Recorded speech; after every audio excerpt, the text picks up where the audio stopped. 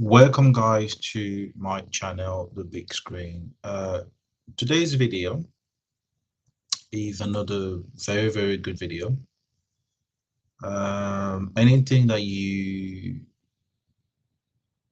plan or you in the future you want to do, or you need to have principles.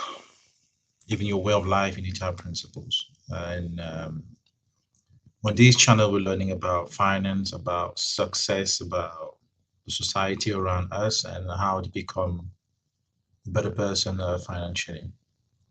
So today's video from the principle by Ray Dalio, which the title is The Principle for Success. So let's listen to it. The call to adventure. Before we begin, let me just establish the fact that I don't know much relative to what I need to know. Whatever success I've had in life has more to do with my knowing how to deal with my not knowing than anything I know. That I should be telling other people what to do sounds kind of presumptuous to me, but I'm going to do it because I believe that the principles that have made me successful could help others achieve their own goals. I'm now at a stage in my own life in which it is much more important to me to pass along what I've learned about how to be successful than to seek more success for myself. What you choose to do with these principles is up to you. You have to be an independent thinker because only you can develop your own principles. That's true. Your principle comes from me. It comes from it comes from you. It comes from your background. It comes from your education. It comes from what you want to achieve in the future. So someone cannot dictate a type of principle to you, but you can grow. While you're growing, you have more and more principles that you add onto yourself to guide you to where you want to be or where you want to go. So, like you said, anyone have to develop their own principles. I agree with him 100%. Based on your own values. Yeah, This true, based on your own values as well. True, that's really true. brings me to my first and most fundamental principle, which is that you need to think for yourself about what is true. So let's get started. Early on, I discovered I needed principles. Principles are smart ways. I love the cartoon. Every time I watch the video from Ray Dalio, I very love the cartoons and how he does his things. He's very creative, very creative. Credit to you, my brother. Credit to you. Credit to you. For handling things that happen over and over again in similar situations. There are principles for everything, from skiing to parenting to cooking and so on. I'm going to share some of my most important overarching life principles that influence how we approach everything that we do. I didn't start out with principles. I acquired them over a lifetime of experiences, mostly from making mistakes and reflecting on them. My life principles are simple, but they're not complete. I still struggle to make the best decisions, and I still make mistakes and learn new principles all the time. That's true. This is the reality. At the beginning, I needed to escape the conventions that surrounded me, which meant that I needed to think for myself. Unless you want to have a life that is directed by others, you need to decide for yourself what to do. And you need to have the I was smiling when he said that he has to surrounded me, which still make mistakes and learn new principles all the time. This is the reality.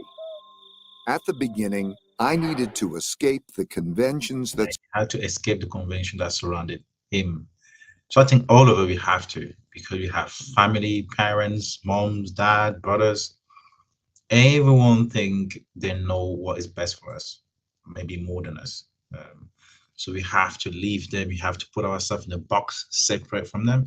We can't. I think we can listen to some of the advice that people gave us as well, but we can't just use them as and take them as a foundation for our own principles, because that own principle shapes who we are tomorrow or who we will become tomorrow. So it's really important that it comes from our own values. It comes from the person that we are, and We just take it from there.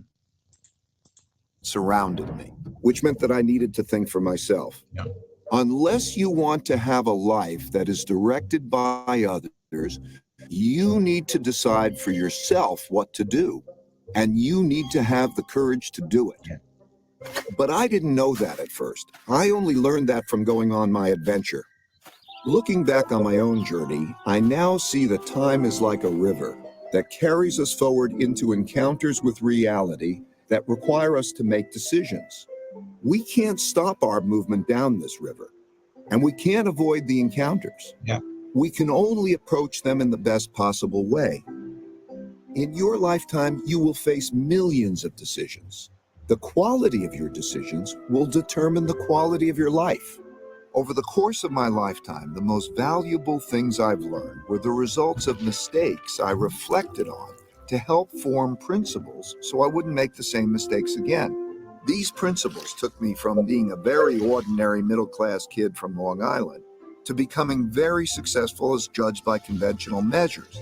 They also gave me the meaningful work and meaningful relationships that I value even more than these conventional successes. People often ask me how I did it. I can assure you it wasn't because of my uniqueness as a person. It was the result of a unique approach to life I believe almost anybody can adopt. It starts with embracing reality and dealing with it. The path you take in life is your most important decision. In my case, I wanted my life to be great, and I feared boredom and mediocrity more than I feared failure. Since I didn't start with money, and I didn't need He much fears more than a bed boredom. to sleep. He wants more reality. He wants more action in his life. That's very good. As a man or as a person, you should fear boredom, because boredom makes you inactive. And inactive means that you're not even in touch with your own reality around you. So Sleep in and food to eat, I could skew my decisions to pursue my adventures. So ever since I was a kid, I ran after the things I wanted, crashed, got up and ran again, and crashed again. And each time I crashed, I learned something, got better, and crashed less. By doing that over and over again, I learned to love this process, even the crashing part of it. Through it, I encountered reality, and I learned how to deal with it, which inspired another one of my most fundamental principles, which is that truth is the essential foundation for producing good outcomes. By truth, I don't mean anything more than the way the world works. I believe that we were given the laws of reality by nature. Humans didn't create them, but we can use them to foster our own evolution and achieve our goals. Realizing that made me a hyper-realist, by which I mean I became someone who has discovered the great rewards of deeply understanding, accepting, and working with reality as it is, and not as I wish it would be. When I say I'm a hyper-realist, people sometimes think I'm saying that dreams can't come true. That's absolutely not true. Without pursuing dreams, life is mundane. yeah. What I mean is that to me, hyperrealism is the best way to choose one's dreams and then achieve them. Having big dreams, plus embracing reality, plus having lots of determination will bring you a successful life. I believe this formula is true for everyone. But what does a successful life look like? We each have to decide for ourselves what success is. I don't care whether you want to be a master of the universe or to live under a palm tree or anything else. I really don't. Each of us chooses goals based on our values and decides on the best path to achieve them. But we all need approaches to making decisions that work well, especially when facing problems, mistakes, and weaknesses that stand in our way. To succeed, we must embrace all our realities, especially the harsh realities that we wish weren't true. At first, looking at these harsh realities caused me a lot of pain, but I learned that this pain was just psychological, and that my seeing things differently made all the difference. I came to view problems like puzzles that would reward me if I could solve them. They would help me deal with the problem at hand, and they would give me principles for dealing with similar problems in the future. I learned to treat pain as a cue that a great learning opportunity is at hand, which led me to realize that pain plus reflection equals progress. Meditation has been invaluable in helping me see things that way. I found that when I calmed myself down and embraced my realities and dealt with them, the rewards brought me pleasure and the pain faded. Each of us has the unique capability to think logically, to reflect on ourselves and our circumstances, and to direct our own personal evolution. Doing this well is just a matter of following a simple 5-step process. We've discussed how important it is to reflect carefully after experiencing pain. When I did this, I was usually able to discover principles that would prevent me from repeating the same mistakes in the future. And I could see that being successful simply consisted of 5 steps. Step 1 is to know your goals and run after them. What is best for you depends on your nature, so you need to really understand yourself and know what you want to achieve in life. Step 2 is to encounter the problems that stand in the way of getting to your goals. These problems are typically painful. If handled badly, some of them can lead to your ruin. But to evolve, you need to identify those problems and not tolerate them. Step 3 is to diagnose these problems to get at their root causes. Don't jump too quickly to solutions. Take a step back and reflect in order to really distinguish the symptoms from disease. Step 4 is to design a plan to eliminate the problems. This is where you will determine what you need to do to get around them. And step 5 is to execute those designs, pushing yourself to do what's needed to progress toward your goal. A successful life essentially consists of doing these 5 steps over and over again. This is your personal evolution, and you see this process everywhere. It's just a law of nature. Think of any product, any organization, or any person you know, and you will see that this is true for them. Evolution is simply a process of either adapting or dying. Conceptually, it looks just like the 5-step process I've described. As you push through this often painful process, you'll naturally ascend to higher and higher levels of success. I found that when I did it better, my struggling never became easier, because the more capable I became, the greater the challenges I would take on. Because different people are strong and weak at different things, most people can't do all 5 steps well. Not facing this reality means you could stretch further than you should. And as the heights get greater, your falls could also be greater. Sometimes terrible things happen to all of us in life. They can ruin us, or they can profoundly improve us, depending on how we handle them. Something like this happened to me in 1982. We progress forward until we encounter setbacks. Whether or not we get out of them and continue forward or spiral downward depends on whether or not we're willing to face the failure objectively and make the right decisions to turn the loop upward again. Something terrible happened to me in 1982 when I bet everything on a depression that never came. 1982. I was not even born yet. Wow. Ray Dalio. How old were you in 1982? Question mark. The period between 1979 and 1982 was one of extreme turbulence for the global economy, the markets, and for me. And I believe that the U.S. economy, with the world economy tied to it, was headed toward a catastrophe. This view was extremely controversial. I wanted the great upside and very publicly took a big risk and was wrong, dead wrong. After a delay, the stock market began a big bull market that lasted 18 years, and the U.S. economy enjoyed the greatest growth period in its history. This experience was like a blow to my head with a baseball bat. I had to cut my losses so that my company, Bridgewater, was left with one employee, me. I was... Sorry, Bridge. Did you say Bridgewater? Negro, no, no.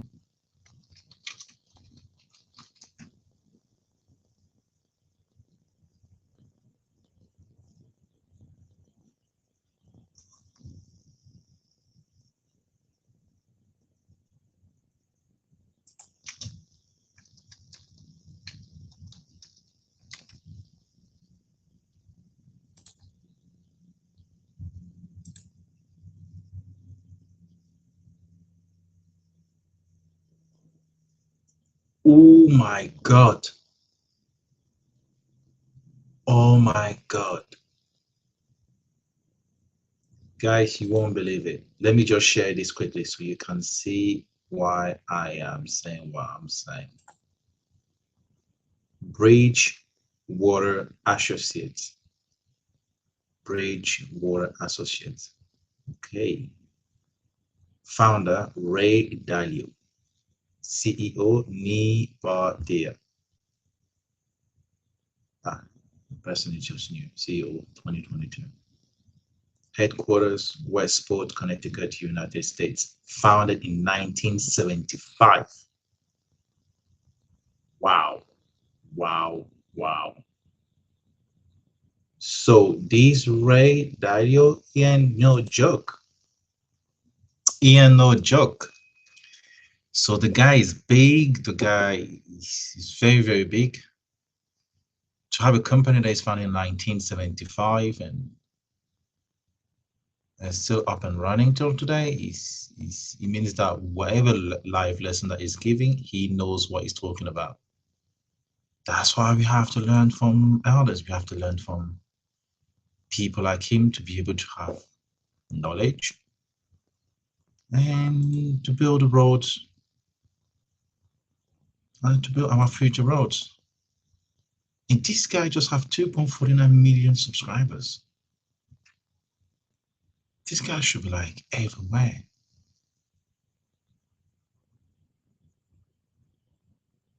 And then that's what I understand now. Some of the YouTubers as well, I've seen them using the theory of Ray Dalio, but I never understood it, never did.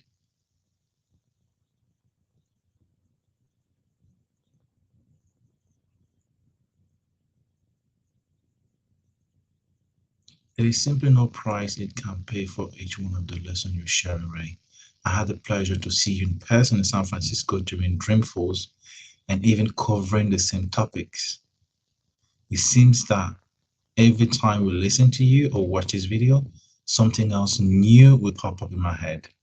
As someone who moved to another country to live a better life, who's trying hard to cope with the challenges of building a family, advancing professionally, building my own business, I feel that I need to watch this video every single week.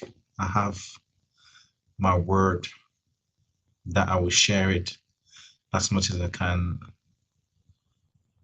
to as many people as I can.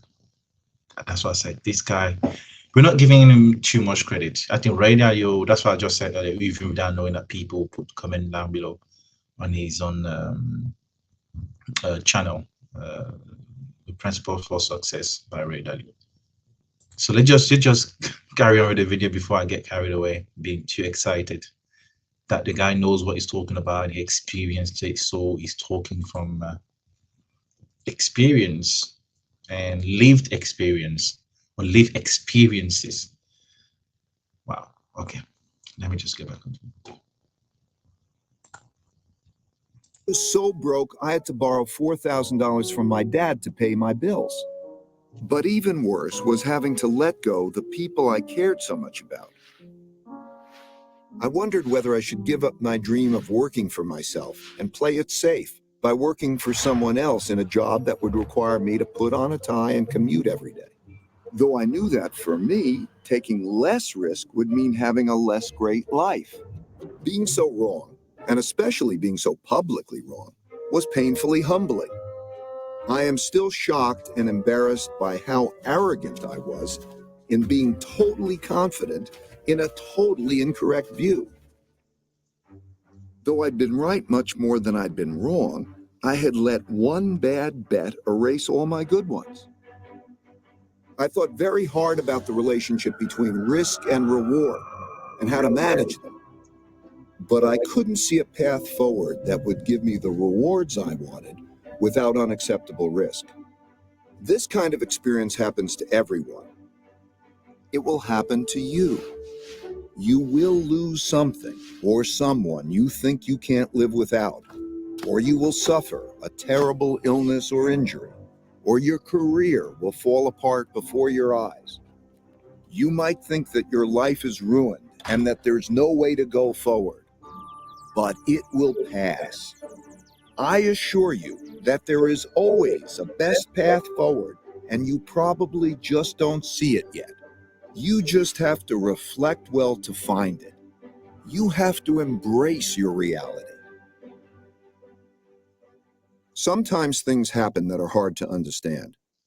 Life often feels so difficult and complicated. It's too much to take in all at once. My deep pain led me to reflect deeply on my circumstances. It also led me to reflect on nature because it provides a guide for what's true. So I thought a lot about how things work, which helped to put me and my own circumstances in perspective.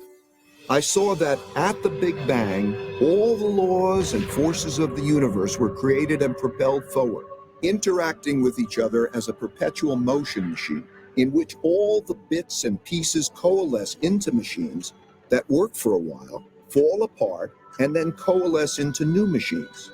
This goes on into eternity. I saw that everything is a machine. The structure and evolution of galaxies, the formation of our own solar system, the makeup of Earth's geography and ecosystems, our economies and markets, and each of us. We individually are machines made up of different machines. Our circulatory system, our nervous system, that produce our thoughts, our dreams, our emotions, and all the other aspects of our distinct characters. All of these different machines evolve together through time to produce the realities we encounter every day. And I realized that I was just one tiny bit in 1 nanosecond deciding what I should do. While that perspective might sound very philosophical, I found that it was very practical because it showed me how I could deal with my own realities in a better way. For example, I observed that most everything happens over and over again in slightly different ways. Yes. Some in obvious short-term cycles that are easy to recognize, so we know how to deal with them, like the 24-hour day. Some so infrequently that they haven't occurred in our lifetimes, and we're shocked when they do, like the once-in-a-100-year storm. And some we know exist, but are encountering for the first time, like the birth of our first child. Most people mistakenly treat these situations as being unique and deal with them without having proper perspective or principles to help them get through them. I found that if instead of dealing with these events as one-offs, I could see each as just another one of those and approach them in the same way a biologist might approach an animal, first identifying its species, then drawing on principles for dealing with it appropriately. Because I could see these events transpire in pretty much the same ways over and over, I could more clearly see the cause-effect relationships that governed their behaviors, which allowed me to develop better principles that I could express in both words and algorithms. I learned that while most everyone expects the future to be a slightly modified version of the present, it is typically very different. That's because people are biased by recent history and overlook events that haven't happened in a long time, perhaps not even in their lifetime, but they will happen again. With that perspective, I realized that what I missed when I mistakenly called for a Great Depression was hidden in the patterns of history. And I could use my newfound knowledge of these patterns to make better decisions in the future. And when I thought about my challenge, balancing risk and reward, I realized that risk and reward naturally go together. I could see that to get the most out of life, one has to take more risk, and that knowing how to appropriately balance risk and reward is essential to having the best life possible. Imagine you are faced with the choice of having a safe, boring life if you stay where you are, or having a fabulous one if you take the risk of successfully crossing a dangerous jungle. That is essentially the choice we all face. For me, the choice was clear, but that doesn't mean the path forward was without challenges. I still needed to face two big barriers that we all must face. I can't tell you which path in life is best for you because I don't know how important it is for you to achieve big goals relative to how important it is for you to avoid the pains required to get them. This is the courage I spoke of earlier, and we each have to feel these things out for ourselves. After my big mistake in calling for a depression, I had come to one of life's forks in the road, as we all do. If I made the choice to take a normal job and play it safe, I would have ended up with a very different life than the one I had.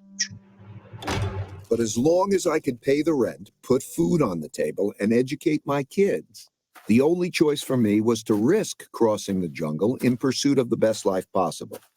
My big mistake in betting on a depression gave me a healthy fear of being wrong. In other words, it gave me deep humility, which was exactly what I needed. At the same time, it didn't stop me from aggressively going after the things I wanted. To succeed, I needed to see more than I alone could see. But standing in my way of doing that were the two biggest barriers everyone faces: our ego and blind spot barriers. These barriers exist because of how our brains work. First, let's explore the ego barrier. When I refer to your ego barrier, I'm talking about the parts of your brain that prevent you from acknowledging your weaknesses objectively, so that you can figure out how to deal with them. Your deepest seated needs and fears reside in areas of your brain that control your emotions and are not accessible to your higher level conscious awareness. And because our need to be right can be more important than our need to find out what's true, True. we like to believe our own opinions without properly stress testing them. We especially don't like to look at our mistakes and weaknesses. We are instinctive. What he keeps saying is very good. Like, I don't know if you can. Sorry, guys, I'm gonna have to redo it again. Goals relative to how Very, very knowledgeable. Very. important it is for you to avoid the pains required to get them. This is the courage I spoke of earlier, and we each have to feel these things out for ourselves. After my big mistake in calling for a depression, I had come to one of life's forks in the road, as we all do. If I made the choice to take a normal job and play it safe, I would have ended up with a very different life than the one I had. But as long as I could pay the rent, put food on the table, and educate my kids, the only choice for me was to risk crossing the jungle in pursuit of the best life possible. My big mistake in betting on a depression gave me a healthy fear of being wrong. In other words, it gave me deep humility, which was exactly what I needed. At the same time, it didn't stop me from aggressively going after the things I wanted. To succeed, I needed to see more than To succeed, I needed to see more than I alone could see. My goodness. I think Ray is making me a bit different. Like I'm becoming like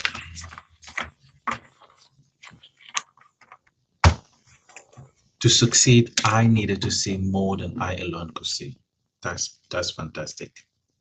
That's fantastic.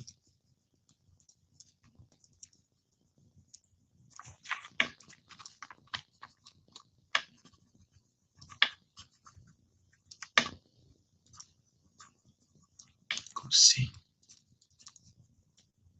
Guys, I love this. I love this little show. than I alone could see. Yeah. But standing in my way of doing that were the two biggest barriers everyone faces: our ego and blind spot barriers. These barriers exist because of how our brains work. First, let's explore the ego barrier. When I refer to your ego barrier, I'm talking about the parts of your brain that prevent you from acknowledging your weaknesses objectively, so that you can figure out how to deal with them. Your deepest seated needs and fears reside in areas of your brain that control your emotions and are not accessible to your higher level conscious awareness. True. And because our need to be right can be more important than our need to find out what's true, We like to believe our own opinions without properly stress testing them.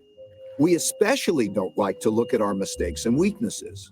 We are instinctively prone to react to explorations of them as though they're attacks. We get angry, even though it would be more logical for us to be open to feedback from others. This leads to our making inferior decisions, learning less, and falling short of our potentials. The second is the blind spot barrier. Everyone has blind spots. The blind spot barrier is when a person believes he or she can see everything. But it's a simple fact that no one alone can see a complete picture of reality.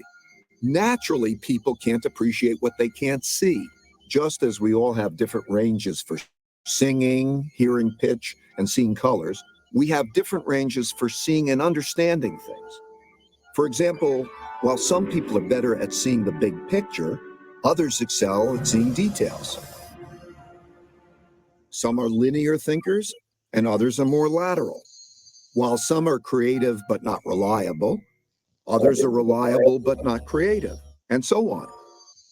Because of how our brains are wired differently, everyone perceives the world around them differently. By doing what comes naturally to us, we fail to account for our weaknesses, and we crash. Either we keep doing that or we change. Aristotle defined tragedy as a terrible outcome arising from a person's fatal flaw. A flaw that, had it been fixed, would have instead led to a wonderful outcome. In my opinion, these two barriers are the main impediments that get in the way of good decision making. Taking risks and occasionally being ruined wasn't acceptable, and neither was not taking risks and not having exceptional results. I needed an approach that would give me the exceptional upside without also giving me the exceptional downside. When I discovered it, it turned out to be my holy grail. To get it, I needed to replace the joy of being proven right with the joy of learning what's true. This need prompted me to seek out the most thoughtful people I could find who disagreed with me. I didn't care about their conclusions. I just wanted to see things through their eyes and to have them see things through my eyes so that together we could hash things out to discover what's true. In other words, what I wanted most from them was thoughtful disagreement. Going from seeing things through just my eyes to seeing things through the eyes of these thoughtful people was like going from seeing things in black and white to seeing them in color. The world lit up. That's when I realized that the best. What he's saying is very, very good, because people people with different thoughts, different point of view, different values, different education, when they inject or when they throw their views and values and their thoughts onto you, then it helps you see the world differently. That's why, for example, on my circle, I just don't hang with one type of people. I have Asian people, especially Indian, that I hang out with. So I'm learning from them. I'm getting knowledge from them and the way they see things. And I've got as well white people around me, and I'm getting the way they elaborate thoughts, the way they think. And I've got as well, I've got some African and Caribbean, and then even within Africa as well, within ourselves, we think differently. We have different thoughts, each their own thoughts and value, each their own thoughts and value. So anyone, it doesn't matter where it's coming from, the spectrum they're coming from, will give you something to think about, and it will open to you a new way of thinking, a new thought, a new principle, a new. That's beautiful. That's why we're all different. That's why we're all different.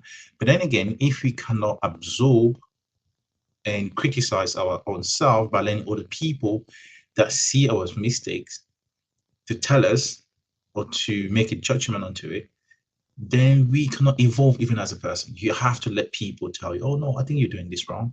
And then you have to check also yourself. Do I? Am I? And then from there, you can be a better person, or a better you. Best way to go through the jungle of life is with insightful people who see things differently from me. Yeah. Think about the 5-step process I described earlier. As I said, because we are wired so differently, not everyone can do Yes, we are wired so differently. all the 5 steps well. But you don't have to do them all alone. You can get help from others who are good at what you're not, who are wired to perceive things you can't. All you need to do is let go of your attachment to having the right answers yourself and use your fear of being wrong to become open-minded to these other views. In this way, you could point out the risks and opportunities that you would individually miss. I found that taking this radically open-minded approach and believability weighting people's thinking significantly increased my probabilities of making the best decisions possible. This enabled me to ascend to greater heights and greater challenges. In the past, I would have always wanted to do what I myself thought was best. But now I sought out the strongest independent thinkers I could find. I still do.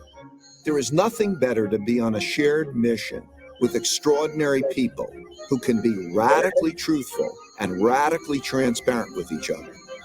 This approach led me to create a company with a unique idea meritocracy, operating in a unique way that produced unique successes.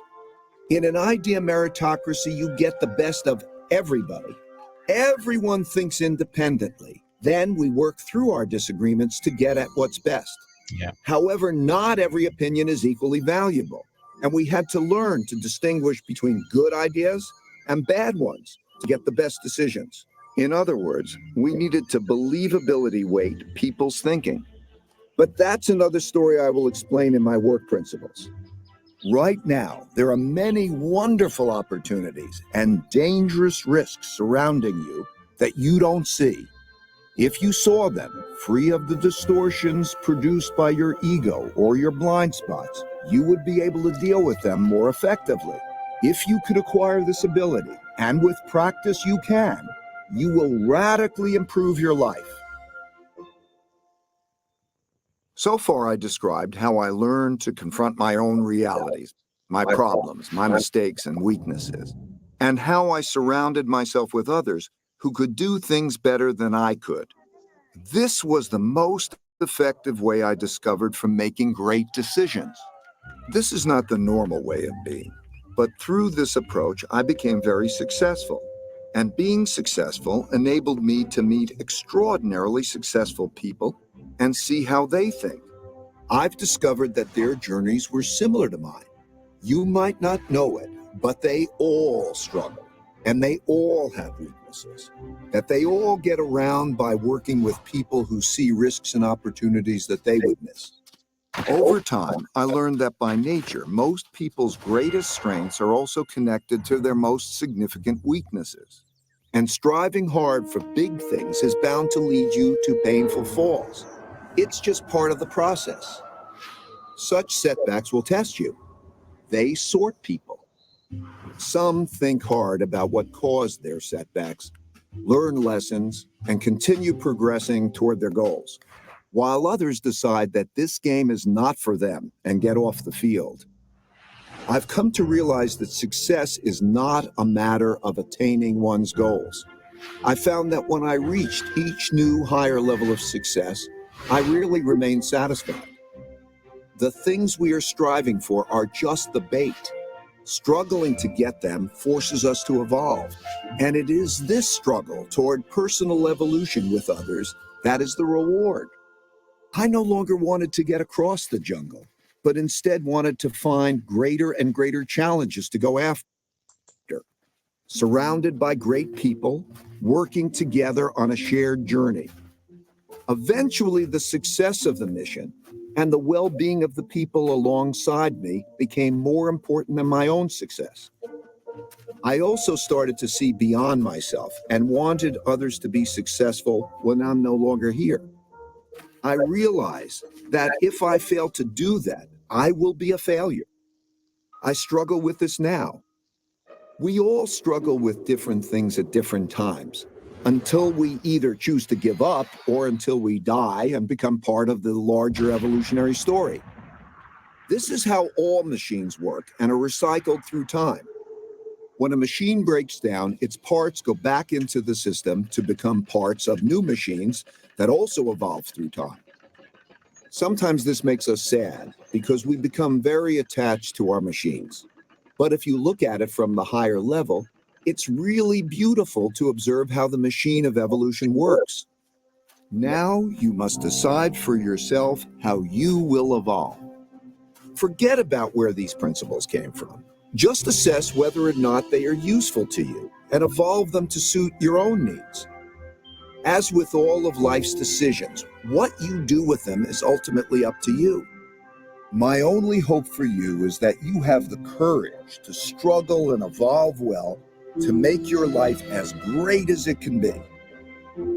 Thank you and goodbye. That was another magnificent one. It was fabulous.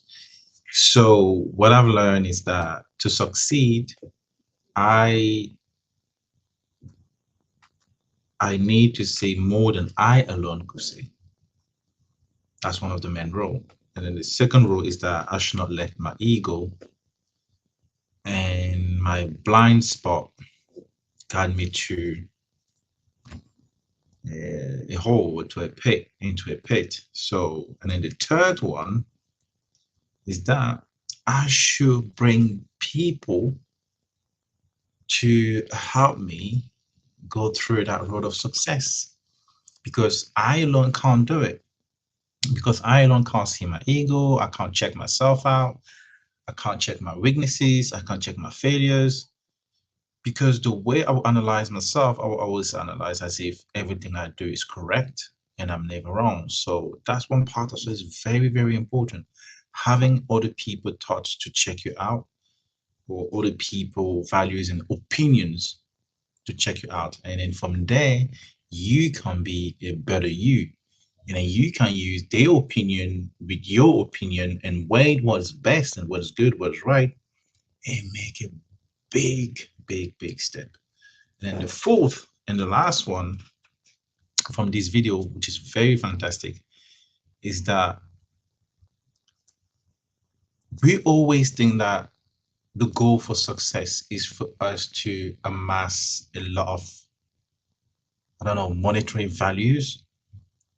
And then that's what we need to achieve. That's what we need to achieve. But then again, if you achieve all that and tomorrow we're not there, we don't have anything to remember us, then we're done. That's it. Finish. Our history, our story going to be vanished, tarnished.